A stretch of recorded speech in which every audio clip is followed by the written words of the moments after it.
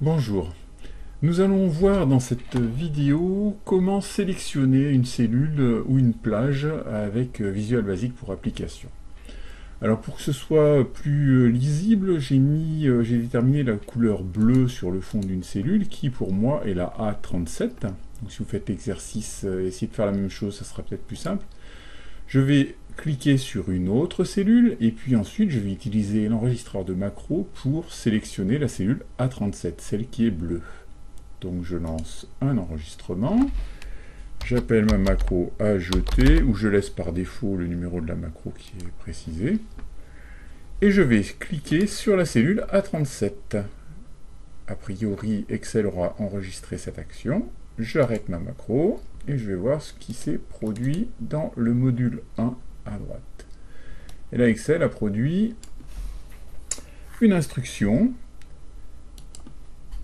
donc, qui utilise un objet de type range.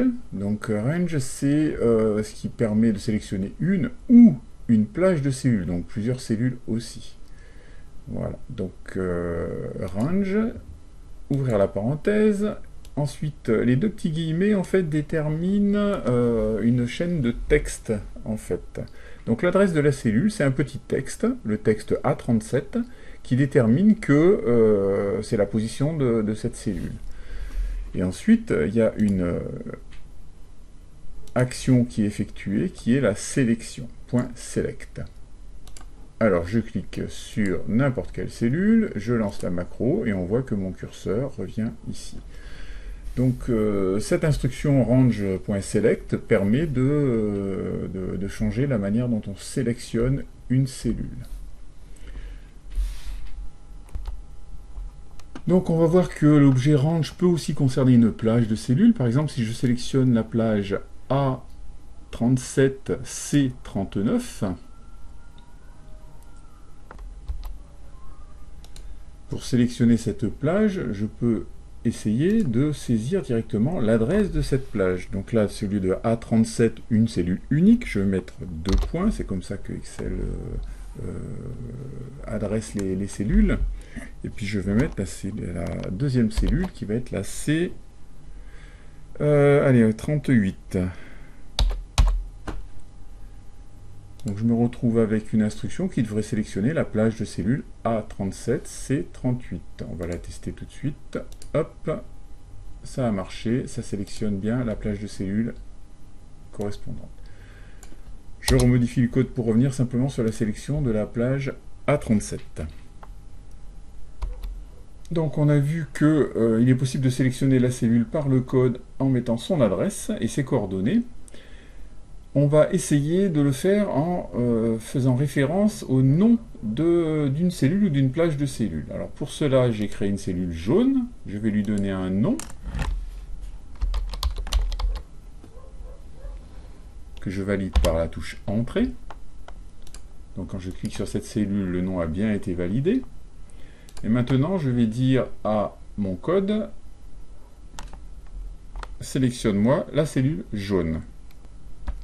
Alors pour cela, je vais remplacer le texte A37 par le texte qui correspond au nom de la cellule. Je vérifie bien que je sois sur une autre cellule que la cellule jaune et je lance ma macro. On voit bien que c'est la cellule jaune qui a été sélectionnée. Alors pourquoi faire référence à un nom de plage plutôt qu'à une adresse? Tout simplement parce que si dans l'aventure de mon classeur et de ma feuille de calcul, j'insère une colonne ou une ligne, ça va peut-être pas être la bonne cellule qui va être sélectionnée par le code. Tandis que si j'ai déterminé des noms de cellules avant de les sélectionner par le code, les choses resteront valables. Par cela, j'entends que c'est une habitude qui doit être quasi systématique.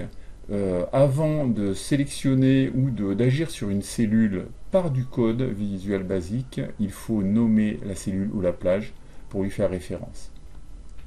C'est une très très bonne habitude, votre code sera beaucoup plus stable et beaucoup plus solide. Donc on a vu qu'on pouvait sélectionner la cellule avec ses références, l'adresse de la plage ou le nom de la cellule. Maintenant on va voir comment définir la propriété value de la cellule. En fait c'est son contenu. pour cela, je vais modifier ma macro de manière à ce qu'au lieu de sélectionner la cellule jaune, elle change la propriété value. Donc je vais effacer cette partie-là. Je vais taper un point, et là, Excel automatiquement va me proposer des méthodes et des propriétés qu'on peut appliquer à cette cellule. Alors la valeur, value, ça commence par un V. Si je touche la touche V, ça m'amène directement sur la liste des propriétés qui commencent par un V. Parce qu'il y a beaucoup de propriétés et beaucoup de méthodes possibles pour une cellule. Et là, je vois value. Donc je vais double-cliquer pour valider. Et là, il va falloir que je détermine quelle valeur va prendre l'intérieur de la cellule. Alors je vais taper égal. Je vais ouvrir les guillemets pour taper un texte, et je vais taper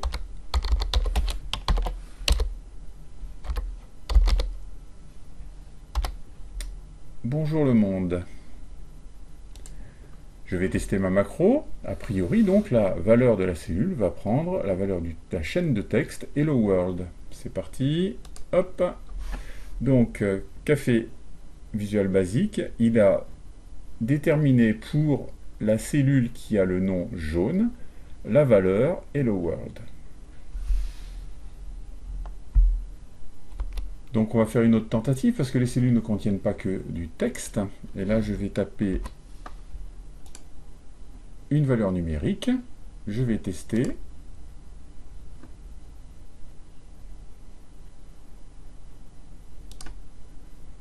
Et la valeur de la cellule a pris la valeur 5 qui est numérique. Donc automatiquement, en fait, les chiffres se placent, les valeurs numériques se placent à droite dans la cellule et les valeurs texte se placent à gauche.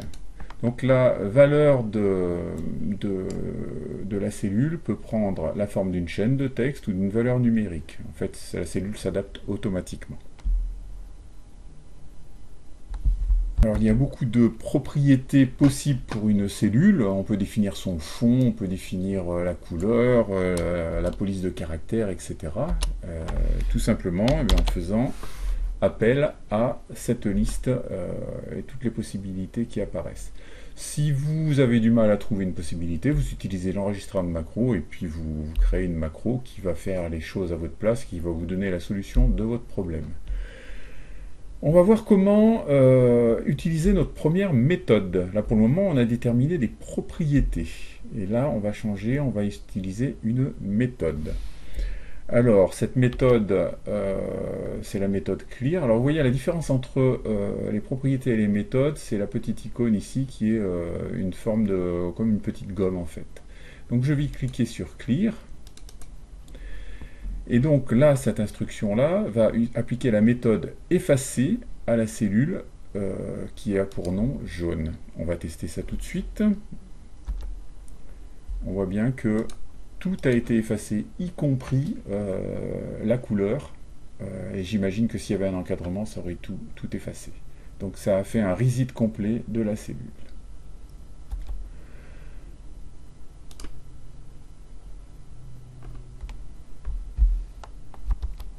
Donc je vous laisse expérimenter les différentes possibilités qui sont offertes par toutes ces propriétés et toutes ces méthodes. On voit qu'on peut faire énormément de choses avec une cellule.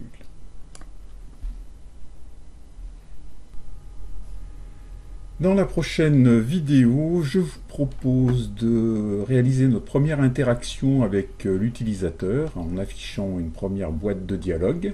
Parce qu'on peut demander des informations à l'utilisateur.